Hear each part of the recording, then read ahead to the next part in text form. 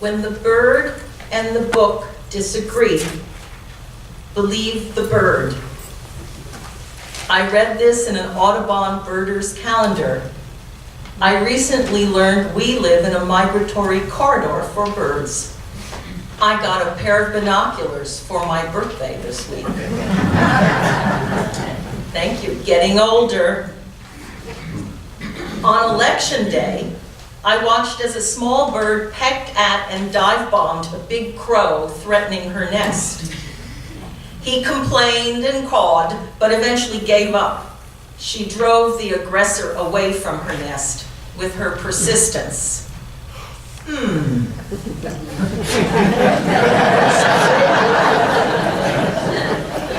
I did find some good news this week after the elections were this week.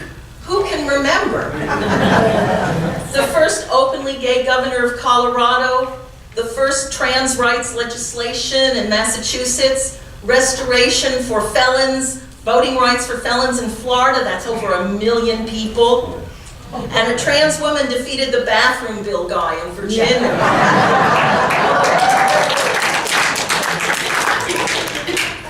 And the first socialist, Hispanic, youngest woman to go to Congress representing the Bronx. Go Bronx! Well, she also represents parts of Queens, but you know, it's okay. Bird by bird. Believe me, ministry is for the birds. 18 years officially, and in my first flock, there were these old birds, and they would gather themselves for lunch once a month and share their memories. They'd listen to each other, and this day the topic was, where were you in World War II? It's a while ago, huh? A tough old bird rises and she says, I was returning home to my apartment. I was pregnant. My 2-year-old was in the stroller. I opened the telegram. It said he was dead. He had died on the truth carrier. And her eyes well with tears, time traveling. And then she raises to her full height and affirms, I wouldn't be the me I am now unless I had these difficulties. When you truly possess all you have been and done, you are fierce with reality. She was only in her 70s then, and she was fierce and sometimes, often harsh. But this autumn, she was in her mid-90s when her cancer came back. And she decided it was enough. She stopped eating and drinking. She was fierce with her reality. And she died a few weeks ago. True to herself. When the bird and the book disagree, believe the bird. Spiritual growth is a lifelong, cradle-to-grave process. All the theology from the books has to get worked into our human experience, our autobiography. And we are challenged sometimes to decide which has more power over us. But when we claim everything that has been of our life, we are fierce with reality. And our families teach us about life, how we feel about ourselves. Are we loved? Are we lovable? What does love look like? My first love, when I was 5, looked like a bird, a green parakeet. His name was Happy. He was not caged. He sat up on his stand on the old TV set on his perch. We also had a cat. A calico cat named Snowflake. Go figure. One day, Happy was perched on my shoulder watching TV with me. And then he was not. But if you've ever had a bird on your shoulder, it sort of feels like they're still there even when they've left. Anyway, I didn't know he had left my shoulder until I heard a squeak. And I turned and saw the bird's tail and his body in the cat's mouth. The bird, Happy, had twisted around and was pecking at Snowflake's nose. And then I squeaked loudly. And they both stopped to look at me. You know that cartoon stop when they go off the ledge and they don't yet realize that they're out in the air and okay. So they both stopped to look at me. Snowflake opened her mouth. It was a cartoon pause, and then the bird flew out, or at least most of him. I picked Happy up and held him in my little girl hands and felt his brave bird heart beating, and I turned to Snowflake, and hanging out of his mouth were those green tail feathers. They grew back. My mother was not a mom who wore an apron while standing watch behind a steamy kitchen window. She worked full-time down in Herald Square, New York, and she shopped at Macy's after work. And she loved birds, and she decided that she wanted to hear canaries singing. So, it was one of the many ways she brought her creativity into our small apartment life in the Bronx. It was, I now believe, a way she kept faith with her bird in the face of all the silencing forces that she had faced in her life. Some birds have to wait longer than others to sing, to feel like they're invited, that they belong in the family.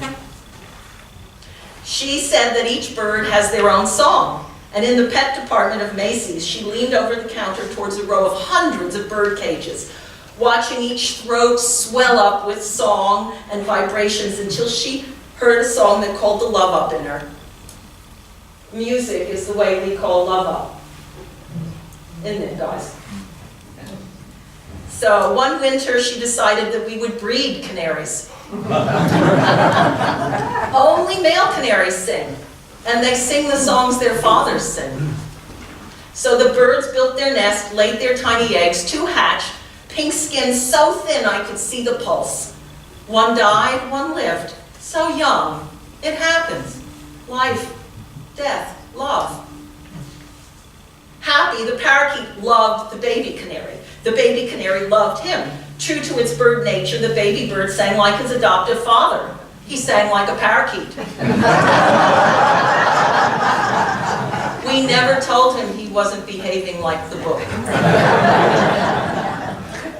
So when we grow, if we're lucky, tragic accidents, unmanageable suffering, wait at a distance. Sometimes the bird that dies is only a bird. When my beloved Happy died, I found tissues in a shoebox. I put his toy in with him. I carried the shoebox into the park to bury him under a green tree. I dug a hole with a spade. My girlfriend came along with me with her mother. We couldn't dig it deep. So I took Happy out and held him in my hands and placed him in the earth. He was so cool, so small, and his heart no longer fluttered. Where did his real bird go? I wasn't yet officially churched, but my mother had taught me my prayers, so I said one for him. I blessed him. I didn't have a picture of any place or even an idea, but I had this feeling that his bird spirit must be somewhere. After all this, bird, he had survived a cat eating his tail off. He adopted and mentored a canary, and he was a true friend of mine. I loved that bird, and I believed that bird with a girl's passion. All that stuff that is our life, the light that lights our eyes and fills our lungs and moves our hearts to beat in love, helps us laugh, makes us cry, it just can't all disappear. It must be transformed.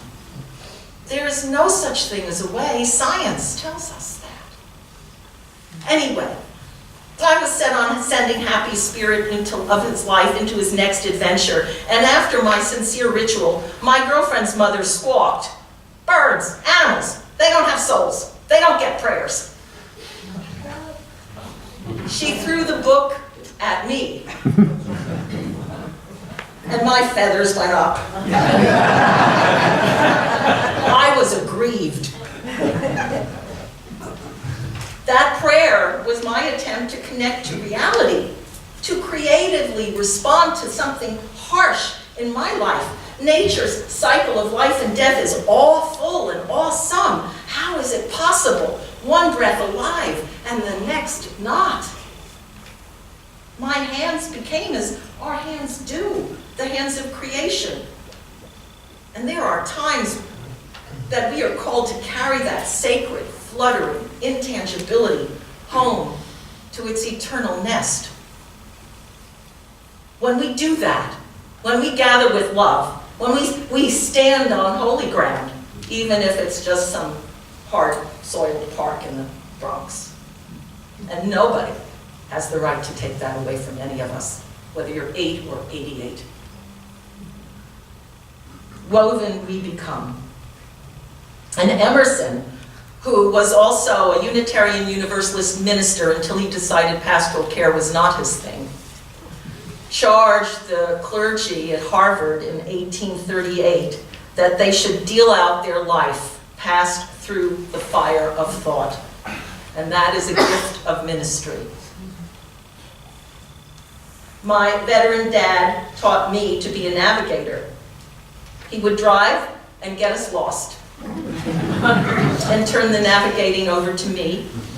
So now, how do we make our way home? It was play. It was a delight finding that path. But there were times when navigating life with my father was not so easy. He was a veteran of World War II. He served, as they say, in both theaters, Europe and then the Pacific. And then he served veterans for 25 years. He had what was called in World War I shell shock, and then in World War II battle fatigue, and now PTSD. He kept a baseball bat under his bed. Some of our journeys in the car felt more like Allied troop maneuvers into enemy-held territory. Instead of a Thanksgiving commute from the Bronx to Queens, where my mom's sister and my uncle lived. The uncle had been his war buddy. My mom would pack food for the trip, and Dad would be sitting out in the car waiting with the motor running, and then he'd start honking like a fierce goose.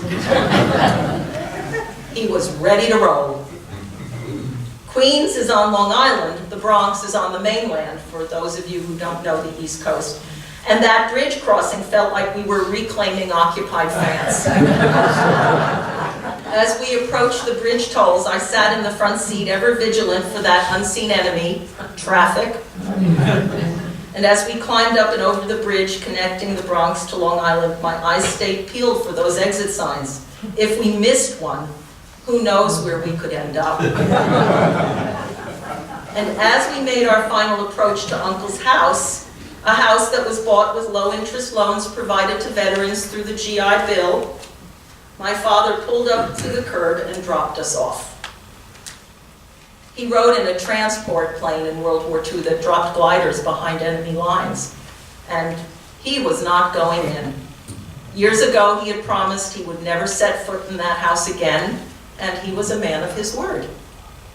Before I knew the ravages of Alzheimer's, the long losses of parents, of friends, and congregants, my mother, I'd heard a joke about Irish Alzheimer's. My dad grew up poor and Irish in New York. Irish Alzheimer's is when you forget everything but your grudges. And no one cultural group has the lock on that one. So I don't know why Dad wouldn't go in. I don't know if he knew, but my uncle and he were interconnected on so many levels. They were war buddies, and then Uncle married my mother's sister and introduced my father to my mother on a blind date, and World War II had left their mark on them, and neither would risk being in range of each other. So during dessert, after enough alcohol, Uncle would vent his grievances about my father, which sent my mother into the kitchen to do dishes. Pretty soon Dad would start honking outside in the car at the curb. Dad and I fought hard about war, Vietnam. He hated it. He loved GIs. They were his boys, his birds, no matter the color of their skin, their accents, or class. And he died during the very first war in Iraq. We're going back a little bit to 91. Maybe some of you were born after 1991 here, but most of us were around. His first strokes came during Desert Storm victory parades, and he had time traveled back to the war. And I realized that this tough son of an immigrant Irishman, this American patriot who really did give me my opposition to war, the damage it does, not just to those who sacrifice and die and their families, but to those who sacrifice and survive and their families. A whole family serves in some way. So I grew up with a father haunted by war and the stories he couldn't tell. Life changed him. He told me once when they dropped those gliders, those heroic birds with human hearts, not one made it to the ground hole. And when he got home, that tough old bird refused ever again to fly. For all the book told my father about what his life should be and what it wasn't as he aged, he finally believed the bird of his grandchildren at least. And at his last birthday, we sat around his bed, which was now moved into the dining room, and sang old Irish songs, the ones he would sing to his grandsons, Tura Lura Lura. And up out of his bony-barreled bird chest now, he said, "Promise me, you won't let your sons become cannon fodder in the war of old men." In our final conversation, I asked him what he wanted me to be for him, if he couldn't tell the nurses off himself. And he said, "If the Lord wants to take me, let me go." And I wrote those words into his living will. And when he went into the hospital, I navigated his journey with protocols and nurses and doctors. And when he was too helpless to stay out of reach, that uncle, legs weak from diabetes that would eventually claim both of them, crossed back over now an aging bridge, and with his walker, hobbled into the hospital to say goodbye to his friend. Two old soldiers, tough old birds, heroically helpless, surrendering at last to what they must become, what becomes of each of us. The decision, "Do not resuscitate," was an act of love. After he died, his grandson Daniel, then 3½, asked me where Grandpa went. It was a teachable moment, as they say. I told him that Grandpa's spirit went into the universe, which some call God, and his body was now an empty shell that he left behind, and it went into the earth to be recycled. And I can still see my little boy bent over the grave, looking down into the darkness to see how the recycling of Grandpa was going. When would Grandpa become a tree, a safe, shady place for a baby bird to nest? So there's a tree of service and faith planted in me. And believe me, it's for the birds. For baby birds and broken birds and songbirds and silent birds and lovebirds and big birds and tough and tender old birds. Believe you me, ministry is for the birds, and I believe in you. Thank you.